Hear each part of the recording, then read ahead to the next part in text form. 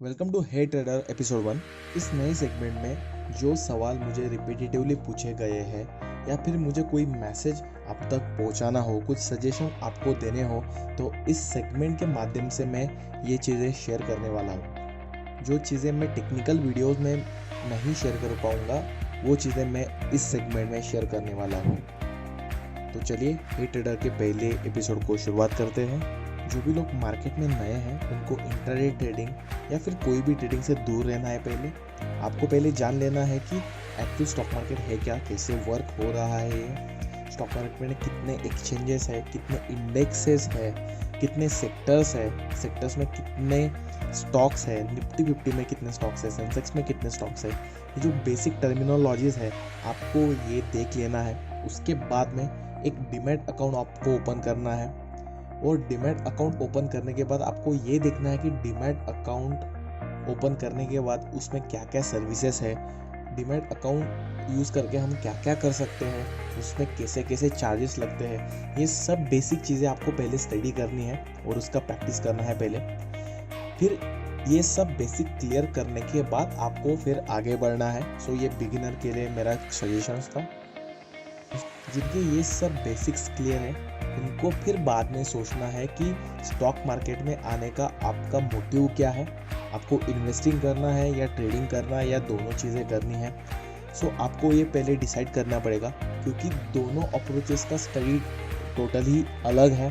सो आपको उसके बाद में ये डिसाइड करना पड़ेगा। सो जो लोग ट्रेडिंग करना चाहते हैं उनको कुछ सजेशन देना चाहूँगा कि जिनको भी ट्रेडिंग करना है उनको मार्केट की साइकोलॉजी का स्टडी करना पड़ेगा।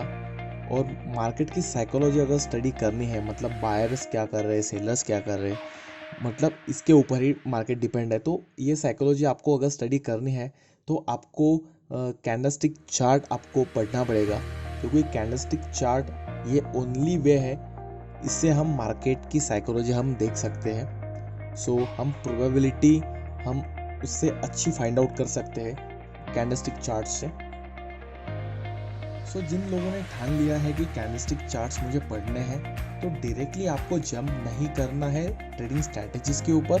आपको पहले कैंडलस्टिक चार्ट्स का बेसिक्स पहले लर्न करना है, जैसे कि कैंडल एनाटॉमी कि कैंडल क्या है, ग्रीन कैंडल मतलब क्या, रेड कैंडल मतलब क्या, क्या क्या बेसिक चीज़ें हैं ये आपको पढ़ना पड़ेगा। जैसा मार्केट का इंफ्रास्ट्रक्चर आपने पढ़ा वैसे आपको चार्ट्स का इंफ्रास्ट्रक्चर समझ में आना ज़रूरी है, तभी आप एक अच्छा एनालिसिस आप कर सकते हो, अच्छी प्रोबेबिलिटी आप डिफाइन कर सकते हो और ट्रेंड को प्रेडिक्ट कर सकते हो।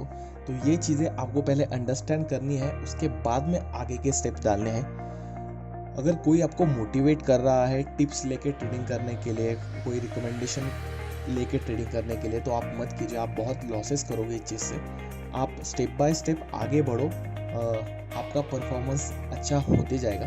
सो चार्ट्स में यही एक सजेशन रहेगा कि आपको बेसिक्स 1 बाय 1 चीज़, जब तक चीज़ें समझ में नहीं आती तब तक वो चीज़ें सीखनी है हमें, बहुत ज़्यादा जल्दी नहीं करनी है प्रॉफिट्स कमाने की, क्योंकि अगर प्रॉफिट्स कमाने की जल्दी की तो बहुत ज़्यादा लॉसेस आपको सहने पड़ेंगे और आप मार्केट से बाहर हो जाओगे। तो आपको स्टेप बाय स्टेप चीज़ें आगे बढ़ानी है और कभी डेट नहीं देनी है स्टॉक मार्केट में सक्सेसफुल होने की, क्योंकि ऐसी कोई डेट एग्जिस्ट ही नहीं करती। क्योंकि आपको मार्केट की अनसर्टिनिटी को सर्टिनिटी में कन्वर्ट करना है, मतलब क्या कि प्रॉफिट बनाना है, तो आपको बहुत ज़्यादा स्टडी की ज़रूरत पड़ेगी। इतना आसान काम नहीं है जितना लोग बता रहे हैं, जितना हम स्क्रीनशॉट्स देख रहे हैं लोगों के। मतलब आप टेलीग्राम पे अगर आप देखो तो हर ग्रुप में स्क्रीनशॉट भरे हैं, टिप्स प्रोवाइडर है, कॉल प्रोवाइडर है, इंडोर के कॉल प्रोवाइडर्स है। सो इतना आसान चीज़ें नहीं है ये, आपको स्टेप बाय स्टेप स्टडी करके आपको इवॉल्व होना पड़ेगा। सो ये आप ध्यान में रखिए चीज़।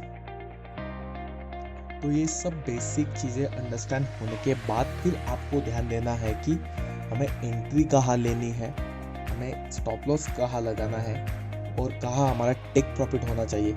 इन शॉर्ट क्या कि हमारी खुद की मेथड हमें डेवलप करनी है। सो ये स्टेप है आगे का।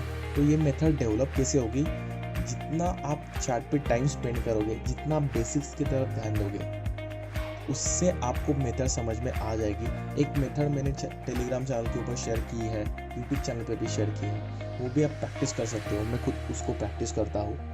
तो पॉइंट ये है कि आपको वो मेथड बनाना है खुद का, और आपको ट्रेड करना है। और ट्रेड आपको लाइव ट्रेड नहीं करना, पहले उस मेथड को आपको जितना हो सके उतना प्रैक्टिस करना है। फिर आपको एक फाइनाइट कंक्लूजन उससे निकालना है। फिर बाद में उसको लाइव मार्केट में आपको वो टेस्ट करना है, और बस ट्रायल एंड एरर करके आपको उसमें अपग्रेडेशन लाने हैं और प्रैक्टिस करते जाना है। यही एक वे है ट्रेडिंग में कंसिस्टेंट प्रॉफिटेबल बनने का। कोई ऐसी मार्केट की सीक्रेट की नहीं है कि जो आपको मिलने के बाद आप प्रॉफिटेबल बनते जाओगे।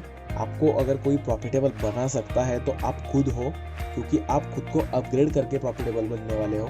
आप किसी का भी कोर्स अगर आपने सब्सक्राइब किया या आपने किया वो कोर्स, तो आपके इम्प्लीमेंटेशन के ऊपर डिपेंड है कि आप कितना प्रॉफिटेबल हो सकते हो।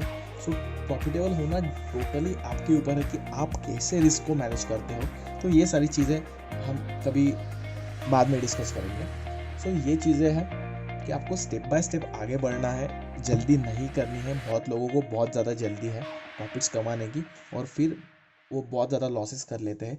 तो ये सजेशंस ट्रेडर लोगों के लिए मुझे रहेगा। सो आपको और एक फिर से एक बात बता देता हूँ कि डेट्स नहीं देनी है मार्केट में सक्सेसफुल होने की, क्योंकि वो डेट एग्जिस्ट ही नहीं करती। आपको विदाउट रिवॉर्ड आपको प्रैक्टिस करना आना चाहिए, तभी आप मार्केट में टिक सकते हो। अगर आपको एनालिसिस बोरिंग लग रहा है, मार्केट को छोड़ दो, कुछ होने नहीं वाला आपका। अगर आपके पास अनशेकेबल फेथ है आपके एफर्ट्स के ऊपर, तभी स्टॉक मार्केट ट्रेडिंग में आओ।